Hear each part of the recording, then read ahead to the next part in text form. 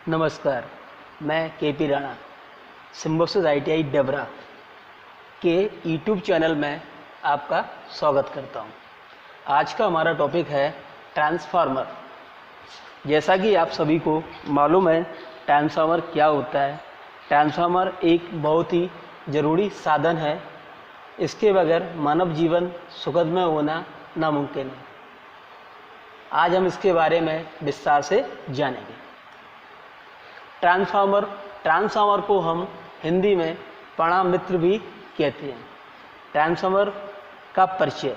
Transformer एक विद्युत का यंत्र है जिसमें कोई घूमने वाला भाग नहीं होता है।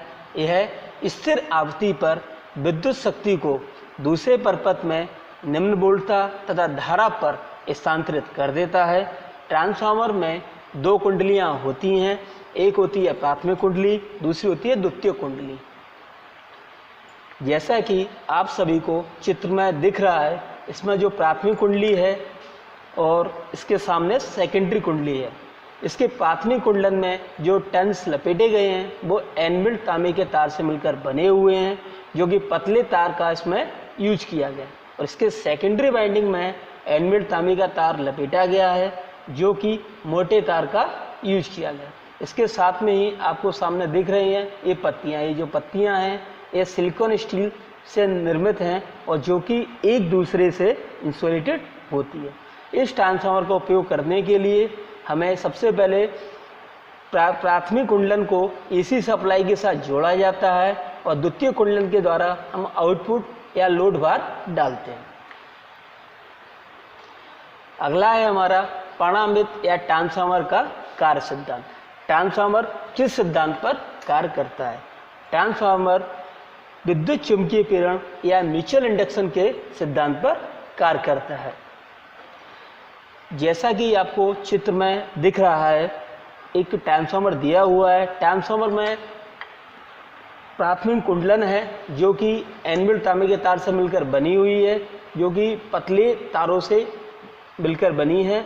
इसी के सामने द्वितीय कुंडलन दिया हुआ है जो कि एनविल्ड तांबे के तार से ही मिलकर बना हुआ है, जो कि मोटे तार से निर्मित है। जैसे ही हम इसके प्राथमिक कुंडलन को AC सप्लाई या सोर्स के साथ जोड़ते हैं तो स्वतः ही इसके अंदर EMF या विद्युत वाहक बल उत्पन्न होना स्टार्ट हो जाता है, जिसके कारण ये ट्रांसफार्मर वर्क करता है। या सीधे शब्दों में कहें तो जब कोई दो कॉइलों को परस्पर पास पास में रख दिया जाए और एक कॉइल को विद्युत सप्लाई के साथ जोड़ा जाए तो दूसरे में स्वतः ही विद्युत वाहक बल या EMF उत्पन्न हो जाता है। इसलिए हम ट्रांसफार्मर को सेल्फ इंडक्शन का सिद्धांत भी कहते हैं। अब हम बात करते हैं ट्रांसफार्मर क्रोड या कोर के आधार पर कितने प्रकार के होते हैं। ट्रांसफार्मर क्रोड या कोर के आधार पर 4 प्रकार के होते हैं। एक होता है आपका कोर टाइप ट्रांसफार्मर, दूसरा है सेल टाइप ट्रांसफार्मर, तीसरा बेरी टाइप ट्रांसफार्मर, चौथा स्पाइरल टाइप ट्रांसफार्मर। आज हम बात करेंगे क्रोड या कोर प्रकार ट्रांसफार्मर के बारे में।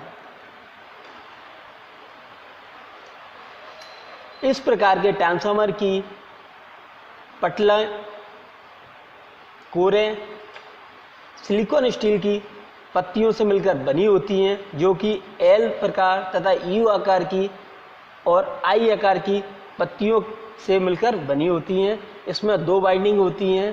पहली होती है प्राथमिक बाइंडिंग, दूसरी होती है सेकेंडरी बाइंडिंग। इसमें चित्र में आपको दिख रहा है, इसके बीच में जो कोरें दिख रही हैं ये सारी की सारी कोरें सिलिकॉन स्टील की पत्तियों से निर्मित हैं, जो कि एक दूसरे से इंसुलेटेड है। इसकी जो कोरें हैं उसका खुला लेआउट आपको चित्र में दिख रहा है। अब हम बात करेंगे सेल प्रकार प्राणमित्र के बारे में। सेल प्रकार ट्रांसफार्मर, इस प्रकार के ट्रांसफार्मर की कोरें E तथा I आकार की सिलिकॉन स्पॉट की पत्तियों से मिलकर बनी होती हैं। इसकी 3 भुजाएं होती हैं, 1 2 3। इसकी 3 भुजाएं होती हैं। इसकी जो बीच वाली भुजा उसको हम केंद्रीय भुजा कहते हैं। बाकी की शेष 2 भुजाएं होती हैं, इनको हम बाहरी भुजा कहते हैं। इसकी केंद्रीय भुजा का अनुप्रस्थ क्षेत्रफल, इसकी केंद्रीय भुजा का अनुप्रस्थ क्षेत्रफल बाह्य भुजाओं के क्षेत्रफल से दुगना होता है। दोनों कुंडली इसके केंद्रीय भुजा पर लपेटी होती हैं। प्राथमिक कुंडली और द्वितीय कुंडली इसके केंद्रीय भुजा पर लपेटी होती है, इसलिए ये सेल की तरह दिखता है। इसलिए इसका काम ये सेल आवरण की तरह कार्य करता है, इसलिए हम इसे सेल प्रकार का ट्रांसफार्मर कहते हैं। इस ट्रांसफार्मर को बनाने के लिए ई तथा आई प्रकार की कोरों का उपयोग किया जाता है। अब हम बात करेंगे बैरी प्रकार ट्रांसफार्मर के बारे में। बैरी प्रकार ट्रांसफार्मर इस प्रकार के ट्रांसफार्मर में चुंबकीय कोर आयताकार फ्रेम में बनी होती हैं। सभी फ्रेम की एक एक भुजा मिलकर क्रोड की केंद्रीय भुजा और दूसरी कुंडलियों के चारों ओर से ढक लेती है। इसकी केंद्रीय भुजा बना रही है और चारों ओर से इसको ढक लिया है और इसके बीच में बाइंडिंग को चारों तरफ से ढक लेती है। इस प्रकार चुंबकीय फ्लक्स के कई रास्ते बन जाते हैं। इस प्रकार के ट्रांसफार्मर को हम बैरी टाइप ट्रांसफार्मर कहते हैं। अब है हमारा स्पाइरल प्रकार प्राणोमित्र।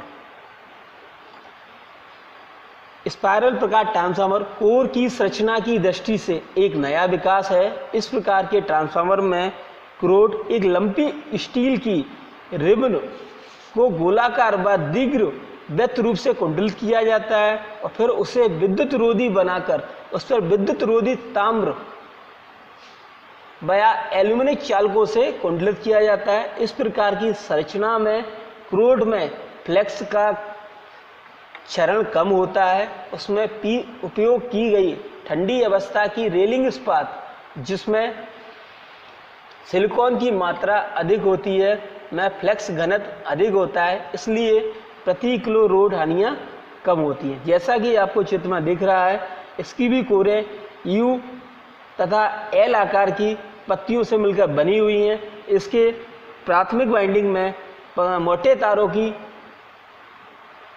कुंडलियाँ लपेटी जाती हैं तथा सेकेंडरी वाइंडिंग में पतले तारों की कुंडलियाँ लपेटी जाती। इसका उपयोग हम ज़्यादातर डिस्ट्रीब्यूशन ट्रांसफार्मर प्रणाली में किया जाता है, जहाँ हम 11 kV को 220 वोल्टेज और 440 वोल्ट में कन्वर्ट करने के लिए इसका उपयोग करते हैं। धन्यवाद। अगर आपको हमारी ये वीडियो अच्छी लगी हो तो चैनल को लाइक करें, सब्सक्राइब करें एवं शेयर करें।